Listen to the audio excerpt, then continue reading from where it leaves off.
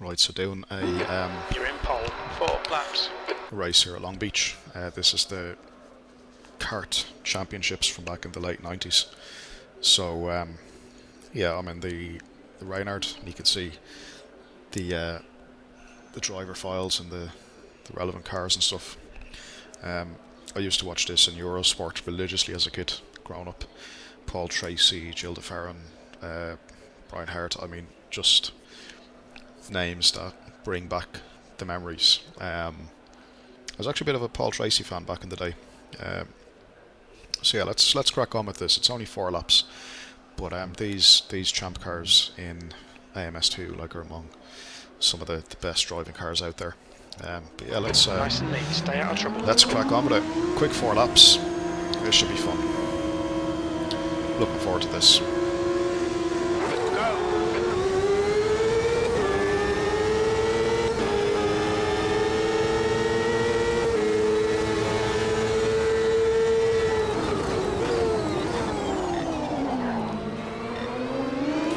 A little bit deep in.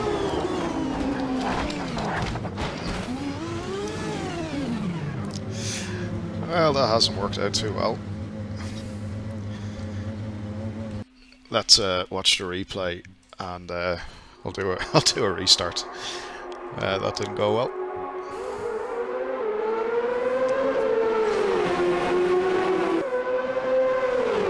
Amazing cars.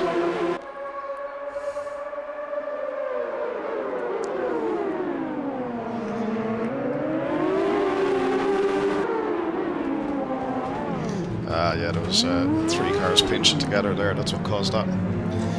Anyway, let's restart and get this race on the road. Restart session. And let's just drive. Let's go for it. Love these cars.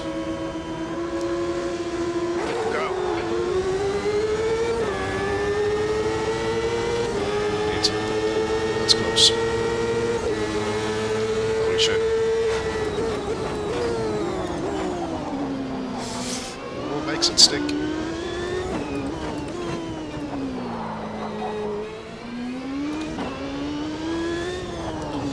Yeah, the force feedback on IMS2 is I've been messing around with it for the last couple of days. I think finally I've got to a place that's quite good, because I was having issues where if you spawn or you hit the wall, it would like try to rip the wheel out of your hands. Now I am using the DD2, and I did have it at 70%, and the in-game gain at 0.7 as well. Good start. But I've now got the gain in-game at 60, I believe, and I have my DD2 set at 42%. And I'll tell you the rest of the settings now in a minute. So yeah, my interpolation, just on that. I have all the damping turned off, and I have the force feedback intensity turned down to 80.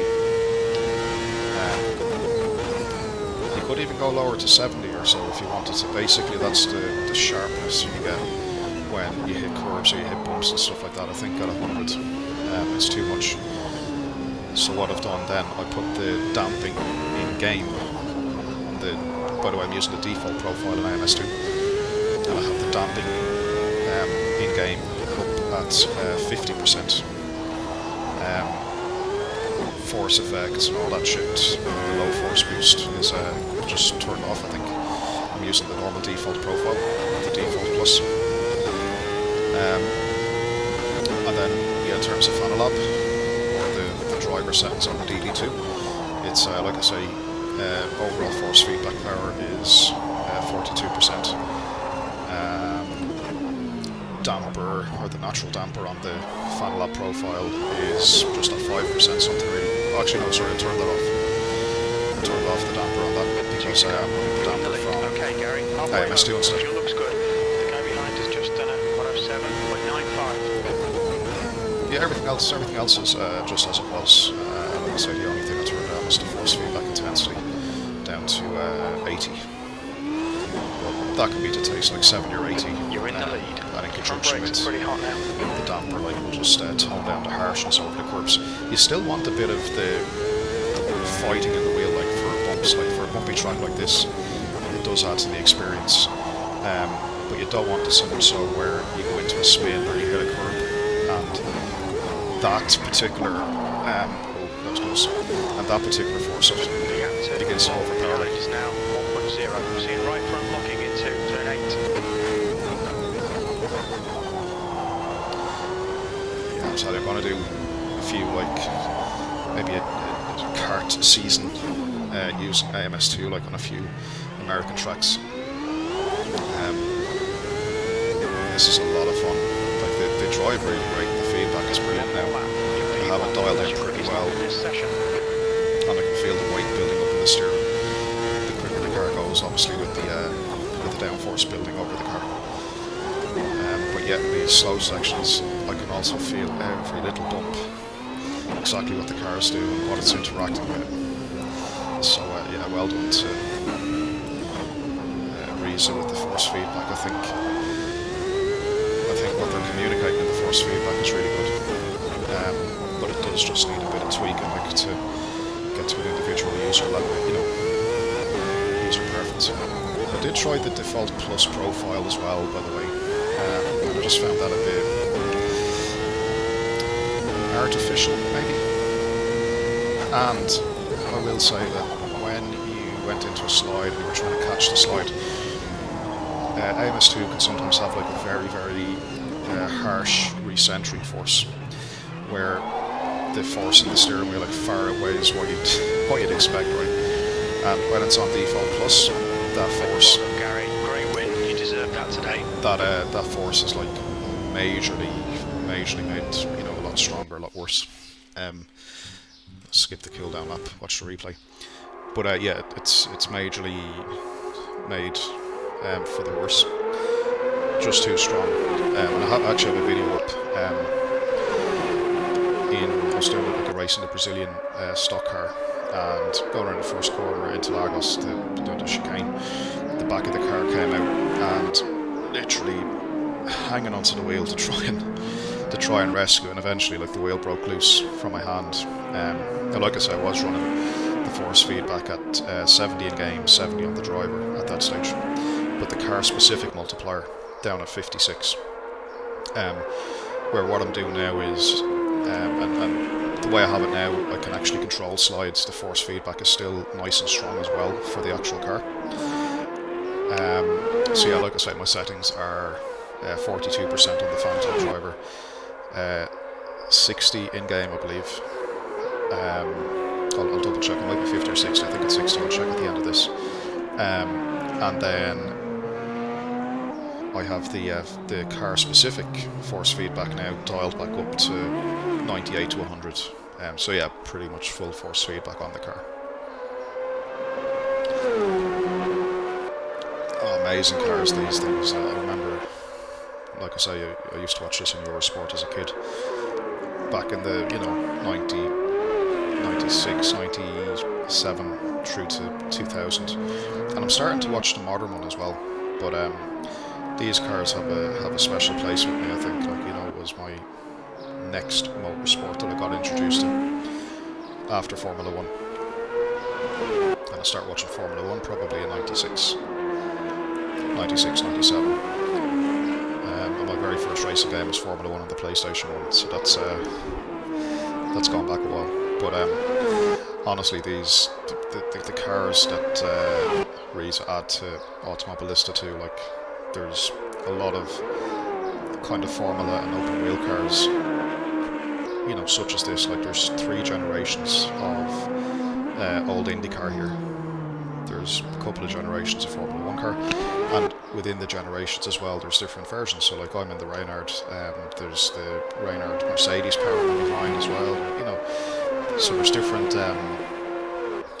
types within the generation, which is really cool.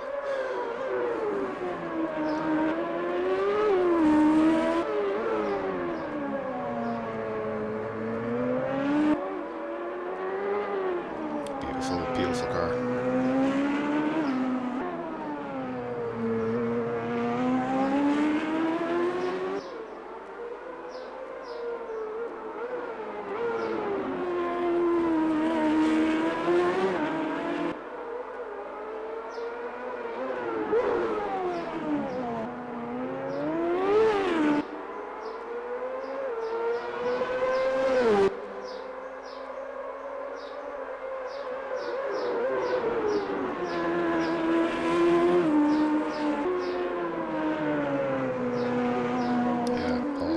absolutely awesome and fun to drive as well, you know, which is the cool thing. I think we just need, yeah, I think the detail is great.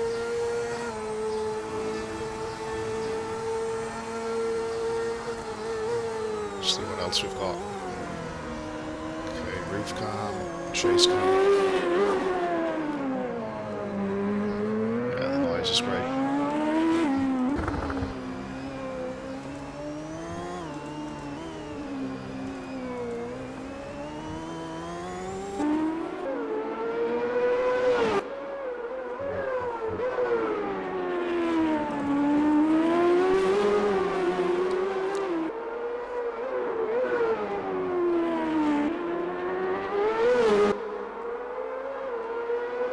There's no better sight than seeing a race car kind of driven in anger. Just love it. Like, you know, not just in sim racing, but also in real life. You know, you see a car like on the edge and it's bouncing around, and you know it's being put to use for what it was designed for.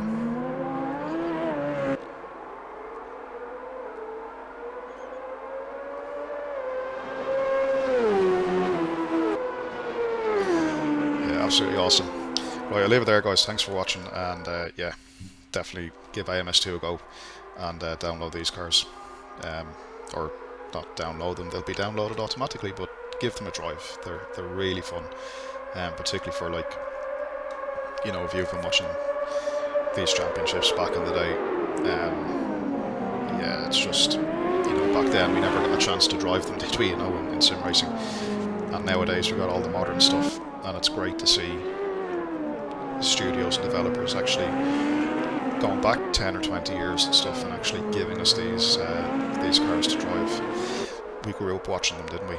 And now we're driving virtual cars in sim racing, and then to be able to drive something like this, yeah, it's just amazing. And I'm going to do more videos with these open wheelers, more of the kart stuff, and more of the old historic F1. They're just fantastic, and they're really fun to drive. Anyway, leave it there, guys, and yeah, thanks again for watching.